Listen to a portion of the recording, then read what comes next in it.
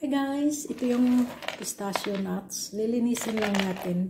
Tanggalan natin ng shell. Baka may nahalo. Kasi iga-ground to eh. Gagawing dessert for today.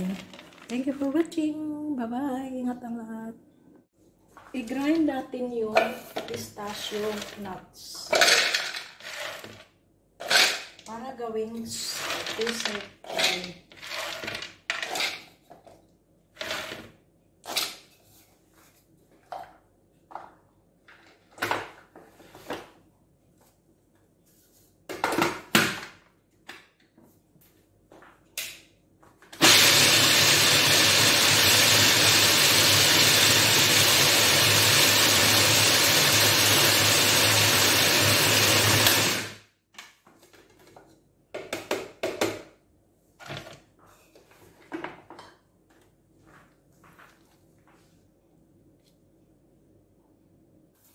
Ito na, ganyan siya pala.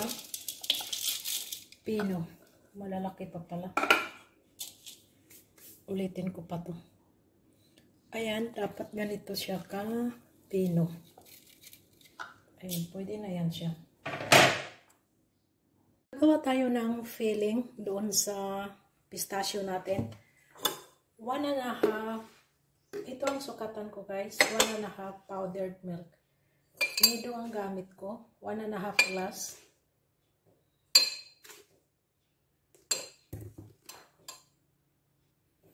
At 2 kutsarang corn flour.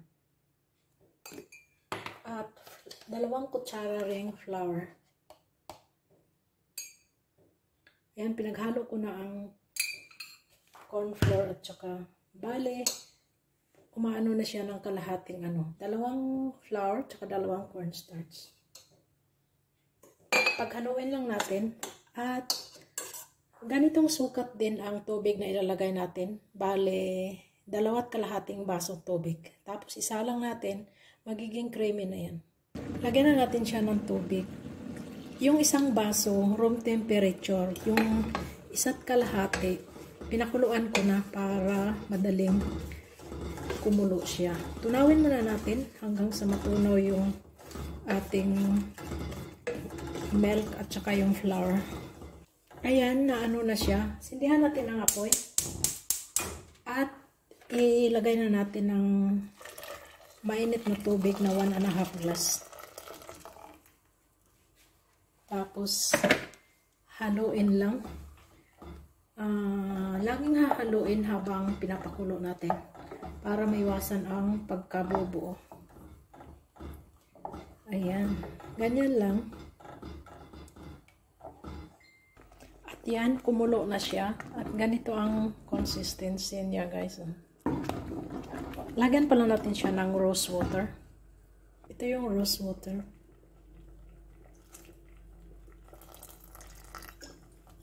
Haluin. At mga 1 minute, pwede na natin itong i-off. Ayan, done na siya. Palamigin na lang natin. Yung ground pistachio, hahaluan pa ito guys ng semolina at saka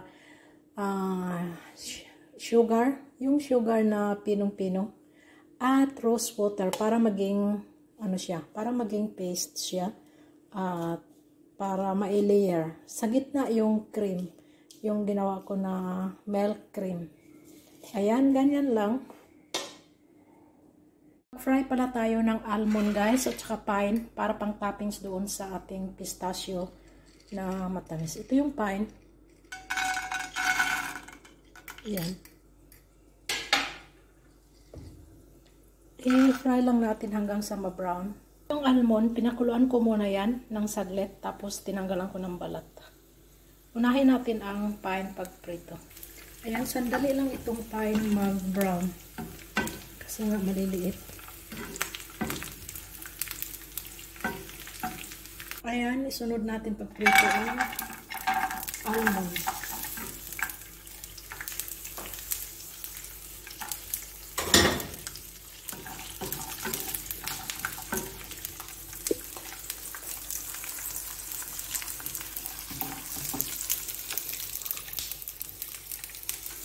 Ayan guys, niready ko na at Ito ang gagamitin natin bago ilagay natin ang nuts dito kasi pag ilagay yan sa serving plate, barang babalik ta rin. Tapos ito ang maging toppings niya. Tapos ito, ready na siya. Nire-ready kong lahat kasi ang amo ko ang mag-mix niyan. Siya maglagay ng semolina at saka icing sugar at saka rose water dito. Kaya piniprepare ko lang. Yung cream, milk cream, pinalamig ko doon sa sa ref para madali siyang yun na lang ang ilagay sa gitna, yung filling niya.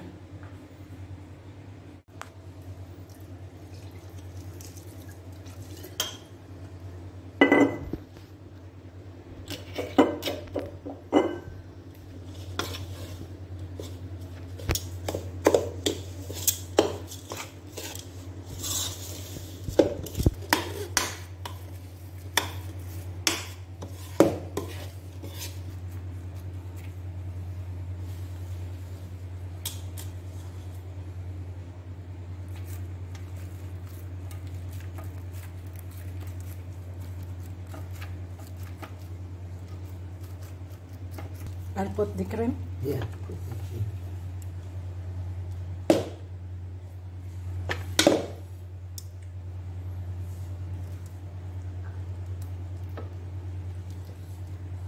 You need more?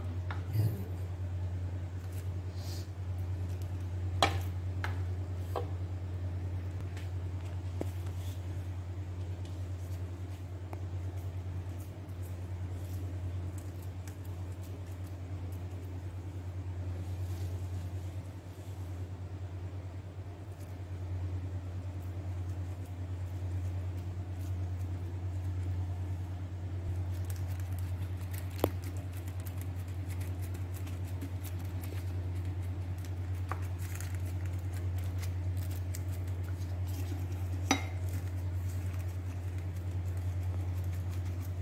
Ilipat na natin dito yung sweet na ginawa. Iganon lang natin ito, guys.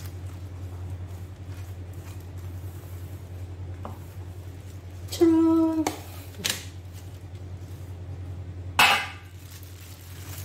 Oh, diba? Ganyan lang.